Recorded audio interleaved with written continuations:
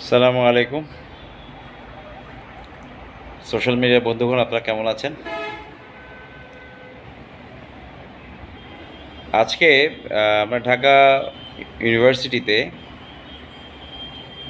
তোফাজ্জল নামক একজন প্রাক্তন স্টুডেন্ট সম্ভবত তাকে চোর সন্দেহে অথবা কোনো প্রকার সন্দেহ করে সেখানকার ঢাকা ইউনিভার্সিটির ছাত্ররা হত্যা করেছে। এই ঘটনাটা আমরা দেখেছি এবং সোশ্যাল মিডিয়াতে ব্যাপক আলোচনা হচ্ছে বিষয়টি নিয়ে।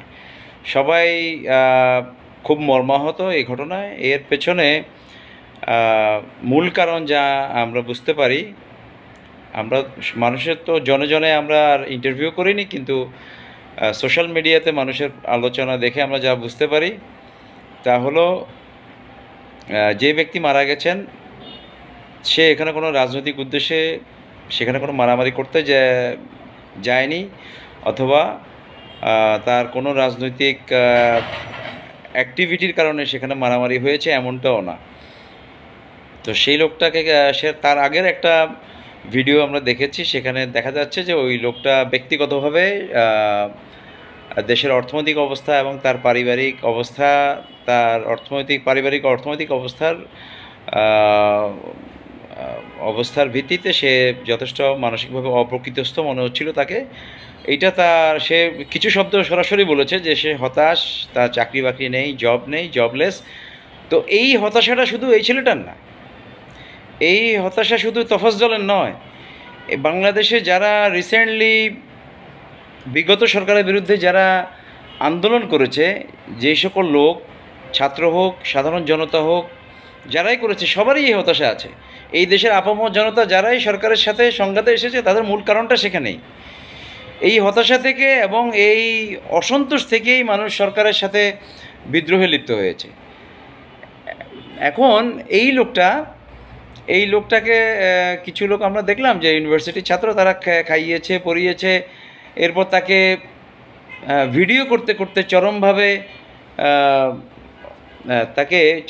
তাকে নির্যাতন করতে করতে হত্যা করেছে, যা কোনোভাবেই গ্রহণযোগ্য না।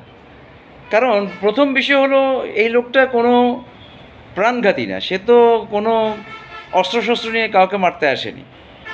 আপনি কাউকে প্রাণঘাতী আঘাত করলে, সেখানে মানুষ প্রত্যাঘাত করলে সেটার একটা আইনগত যুক্তি থাকে, সেলফ ডিফেন্সের একটা যুক্তি থাকে মানুষের। কিন্তু প্রকান্তরে একটা সাধারণ লোক যে কিনা অপ্রকৃতস্থ, তার কথাবার্তায় তার ব্যক্তি জীবনের, তার পারিবারিক জীবনের বিভিন্ন বিষয়কে ফোকাস করে সে হতাশা প্রকাশ করেছে আগের একটা ভিডিওতে, সম্ভবত বছরখানেক আগে, হোয়াট এভার। তো তাহলে এই লোকটাকে মারার পেছনে তো কোনো কারণ নেই। এই ক্ষেত্রে আমি জানি না যে যারা হত্যা করেছে তাদের ব্যক্তিগত পরিচয় কী, কিন্তু পরবর্তীতে এই ঘটনাটা যখন ব্যাপক হারে প্রকাশ পাচ্ছে এবং কিছু লোক, একটা বিশেষ সমর্থক গোষ্ঠীর লোক, তারা দেখলাম এটাকে খুব ফোকাস করছে। তো সব কিছুকে ইস্যু করে রাজনীতিতে ফায়দা নেওয়ার চেষ্টা করার আগে আমাকে চিন্তা করতে হবে যে আমি কি করছি, আমরা কি করেছি। আমি নিজে অন্যায় করেছি শত শত, আমি এখন অন্যের একটা ইস্যু রেইজ করে সেটাকে পিক করে সেটাকে আমি খারাপ করে দেখানোর চেষ্টা করব, সমস্যা নেই। আপনি রাষ্ট্রের প্রত্যেকটা নাগরিকের বিচার চাওয়ার অধিকার আছে, আপনিও চাইতে পারেন, কিন্তু একইভাবে আপনাকে চিন্তা করতে হবে যে আমরা প্রত্যেকটা অপরাধের ব্যাপারে এই কথা বলবো। জাহাঙ্গীরনগর ইউনিভার্সিটিতে গত কিছুদিন আগে একটা ঘটনা ঘটেছে, রাজশাহী ইউনিভার্সিটিতে একটা ঘটনা ঘটেছে। যতদূর আমরা জানি ওনাদের পলিটিক্যাল পরিচয় ছিল। এই তোফাজ্জল যে তার কোনো রাজনৈতিক পরিচয় নেই। আমরা কোনো রাজনৈতিক হত্যাকে সমর্থন করি না, কোনো রাজনৈতিক ধর্মীয় কোনো হত্যাকে সমর্থনের সুযোগ আল্লাহ তাআলা মানুষকে দেয়নি। আল্লাহর জমিনে আল্লাহ তাআলা মানুষ হত্যাকে সবচেয়ে বেশি অপছন্দ করেন। হ্যাঁ, কিন্তু ইসলামে আপনার যুদ্ধের, যদি যারা নৈরাজ্য সৃষ্টিকারী তাদের সাথে যুদ্ধের বৈধতা ইসলামে আছে, কিন্তু বিনা কারণে একটা মানুষকে হত্যা করা, একটা নিরস্ত্র লোককে হত্যা করা, একটা ডিফেন্সলেস একটা লোককে হত্যা করা, এটা তো চরম অন্যায়। জাহাঙ্গীরনগর ভার্সিটিতে যাকে হত্যা করেছে, আমি তো বলবো যে একটা লোক যদি নিরস্ত্র হয়, সে যত বড় অপরাধী হোক, তার সাথে আপনি সংঘাতেই যাবেন না, তার সাথে আপনি মারামারিতে যাবেন না, তার সাথে আপনি কথা বলতে পারেন। একটা নিরস্ত্র লোককে 100 জন লোক ঘিরে ধরে ফেলে মেরে ফেলা, এটা কাপুরুষতা। সে যে দলের হোক, যে মতের হোক, আপনার চরম শত্রু হোক, ইসলামের চরম শত্রু হোক, আপনি তাকে এভাবে হত্যা করতে পারবেন না। ইসলাম এ ধরনের বৈধতা দেয় না। ইসলামের বিধান মোতাবেক আমি যতদূর পড়েছি, যতদূর জানি, কোনো শত্রু সে যদি তার অস্ত্র রেখে দেয় তাহলে তাকে আর আঘাত করা যায় না। তো সেই জায়গাতে আপনি কোনো দলের, কোনো মতের, কোনো সমর্থক সে যদি নিরস্ত্র অবস্থায় আপনার সামনে আসে, আপনি তাকে 100 জন লোক মিলে ঘিরে ধরে তাকে হত্যা করে ফেলবেন, এটা বৈধতা নাই ইসলামে। এটা কোনো নীতিশাস্ত্রে এটাকে সমর্থন করা যায় না, কোনোভাবে করা যায় না। সে জাহাঙ্গীরনগর ইউনিভার্সিটির কোনো ছেলে হোক, রাজশাহী ইউনিভার্সিটির হোক, আর এখানকার হোক, মারামারিতে যখন দুই পক্ষ একে অপরকে আঘাত করে, দুই পক্ষই একে অপরকে আঘাত করছে, তখন কে কাকে মারছে, কে কাকে, এটার বিচার কে কীভাবে করবে? আর এখানে কোনো পক্ষকে আমি সমর্থন কীভাবে করব, কোনো পক্ষের বিরোধিতা বা কীভাবে করব? কারণ অপরাধ তো সমান সমান হয়ে গেছে, একে অপরকে আঘাত করে ফেলেছে। তো সেই ক্ষেত্রে যেটা বিবেচ্য থাকে সেটা হলো কে ন্যায়ের জন্য লড়াই করেছে, কে অন্যায়ের জন্য লড়াই করেছে, সেই জিনিসটা বিবেচ্য থাকে। সেটা পরবর্তীতে আলোচনা করা যায়। কিন্তু আমাদের ধরেন আপনি কোনো লোককে দুর্বলভাবে পেলেন, সে আপনার সাথে বিরোধী মত পোষণ করে, এই জন্য আপনি তাকে ঘিরে ধরে হত্যা করে ফেলবেন, এটা ইসলামের বৈধতা নাই। এটা পৃথিবীর কোনো নীতিশাস্ত্রে এটাকে সমর্থন করে না। আমাদের কোনো ইয়ের মধ্যে, কোনো রুলসের মধ্যে এটা পড়ে না। আর এই লোক যে অপ্রকৃতস্থ, তাকে তো এভাবে মেরে ফেলার, তাকে তো, সে একটা নিরীহ লোক, এটা বোঝা গেছে। কারণ সে তো তার হতাশা প্রকাশ করেছে, তার বাবা মারা গেছেন, তার ফ্যামিলিতে কোনো তার অসহায়ত্ব সে প্রকাশ করেছে। তো এরকম একটা লোক, সে অবশ্যই ঢাকা ইউনিভার্সিটিতে কাউকে ক্ষতি করতে আসেনি, সে একটু অপ্রকৃতস্থ, তার কথাবার্তা বোঝা গেছে, স্বাভাবিক না। এবং সে তার হতাশার কথাও প্রকাশ করেছে।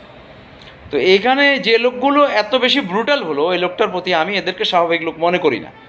আমি মনে করি এই লোকগুলোর কোনো উদ্দেশ্য আছে। এটার ব্যাপারে ইনভেস্টিগেশন হোক, প্রপার ইনভেস্টিগেশন করুক। যারা এই যে তোফাজ্জল নামে এই ছেলেটাকে এভাবে হত্যা করেছে, এটার ব্যাপারে প্রপার ইনভেস্টিগেশন হোক। আমি মনে করি এটাতে বিদেশি ষড়যন্ত্র আছে। বিদেশে বহু ধরনের ষড়যন্ত্র হচ্ছে। আমি ওগুলো নিয়ে মানুষের সাথে কয়টা কথা বলবো? পৃথিবীর লাখো ঘটনা আছে, পৃথিবীর অপরাধ বিজ্ঞানের লাখো ঘটনা আছে, homicidal cases millions of cases আছে। আমি কয়টা ঘটনা বলবো?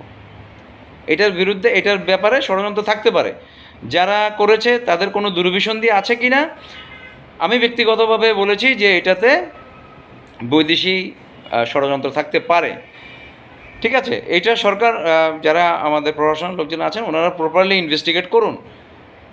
আর যারা ধরুন এই সাম্প্রতিক সময় যে সকল ছাত্ররা রাষ্ট্রের বিরুদ্ধে বিদ্রোহ করেছে, তাদের শত্রু থাকা তো স্বাভাবিক।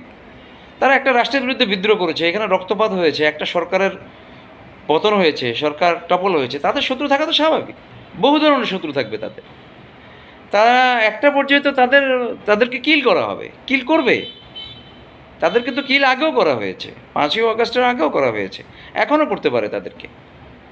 এখনও সুযোগের অপেক্ষা আছে। এখানে সব লোক তো আর ভালো না, দেশের বিরোধী দলের সব লোক হিংসাত্মক আমি বলবো না, কিন্তু অনেকেই আছে হিংসাত্মক, যারা দেশি বিদেশি ষড়যন্ত্রের সাথে লিপ্ত হবে, যারা এ ধরনের ক্ষতি করবে, যারা বিদেশি সমর্থক আছে। আর এই জাতীয় ষড়যন্ত্রগুলোতে কারা হাত দেয়?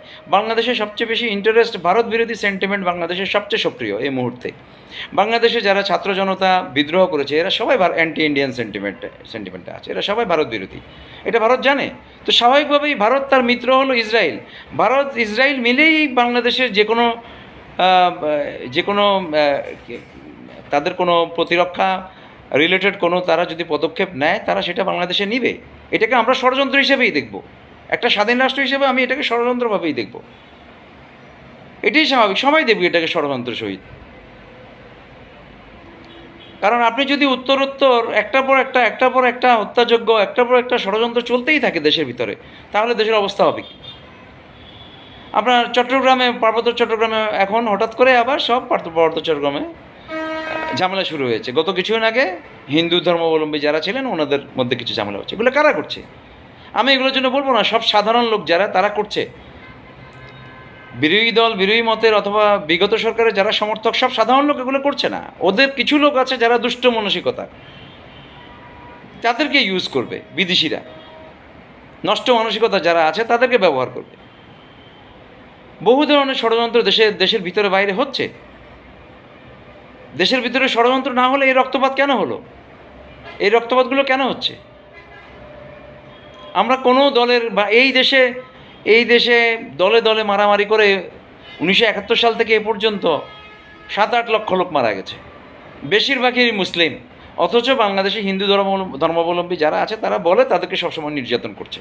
তো আমি তো দেখতে পাচ্ছি বিভিন্ন দলে বিভক্ত হয়ে মুসলমানরা একে অপরকে হত্যা করছে, বিভিন্ন রাজনৈতিক দলের নামে একে অপরকে হত্যা করছে। এখানে হিন্দুদেরকে হত্যা করা হচ্ছে কোথায়? সংখ্যালঘুদেরকে হত্যা করা হচ্ছে কোথায়? প্রক্ষান্তরে ভারতে প্রতিদিন মুসলিমদেরকে শুধুমাত্র মুসলিম হওয়ার কারণে তাকে জোরপূর্বক জয় শ্রীরাম বলতে বাধ্য করা হচ্ছে, তার উপর নির্যাতন করা হচ্ছে। তো তারা তো আমাদের উপর বাংলাদেশের বর্তমানে যারা আছেন, যারা রাষ্ট্র চালাচ্ছেন, তাদের উপর তারা অসন্তুষ্ট। এটা তো তারা প্রকাশ করেছে বিভিন্নভাবে, আকারে ইঙ্গিতে। সোশ্যাল মিডিয়াতে গেলে তো আপনি দেখতে পাবেন একে অপরকে কীভাবে থ্রেট দিচ্ছে। তো তাহলে হচ্ছে এটা কি?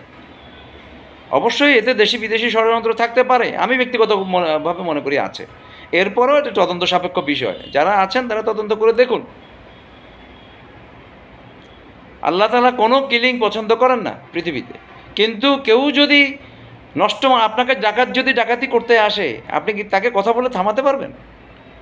কথা বলে আপনি তাকে থামাতে পারবেন? সে আপনার কথা শুনবে? আপনার করণীয় কী হবে তখন? ডাকাতের বিরুদ্ধে আপনার নিজকে ডিফেন্ড করতে হবে। আপনি যখনই ডিফেন্ড করতে যাবেন সেখানে রক্তপাত উভয় পক্ষেরই হতে পারে। তো এই জন্য কোনো হত্যাযজ্ঞই সমর্থনযোগ্য নয়। আর এই ছেলেটাকে যেভাবে হত্যা করেছে, সে একটা নিরীহ মানুষের মতো, তাকে কষ্ট দিয়ে হত্যা করেছে। এটা জায়েজ নেই, এইভাবে মানুষকে হত্যা করা জায়েজ নেই। ইসলামে তো এ ধরনের কাউকে টর্চার করারই কোনো বৈধতা নেই। আমরা মুসলিম, এভাবে কোনো মুসলিমকেও টর্চার করবেন না, কোনো অমুসলিমকেও করবেন না। এইভাবে টর্চার করার অনুমতি ইসলামে নেই। ইসলামের বিচারিক আইনগুলো কঠোর আইনও আছে, উদার আইনও আছে। কঠোর আইন, যার অপরাধ কঠোর তার জন্য শাস্তির বিধানটাও কঠোর, কিন্তু কাউকে টর্চার করার বৈধতা নেই। কাউকে এভাবে নির্যাতন করে হত্যা করার কোনো বৈধতা ইসলামে নেই। অতএব আমাদের সকলকে বুঝতে হবে, দেশের বিরুদ্ধে বহু ধরনের ষড়যন্ত্র আছে, তার মধ্যেও আমাদেরকে ধৈর্যশীল থাকতে হবে এবং কারোর প্রতি অহেতুক নির্যাতন করা যাবে না। আপনার চরম শত্রু হলেও সে যদি নিরস্ত্র হয়, সে যদি আপনাকে আক্রমণ না করে, আপনি তার উপর নির্যাতন করতে পারবেন না। 100 জন মিলে ঘিরে ধরে একটা মানুষকে মেরে ফেলতে পারবেন না। এইটার কোনো বৈধতা পৃথিবীর কোনো শাস্ত্রে, কোনো ধর্মশাস্ত্র, কোনো নীতিশাস্ত্রে এটাকে সমর্থন করে না। আল্লাহ আমাদেরকে সকলকে বোঝার তৌফিক দান করুন। আসসালামু আলাইকুম।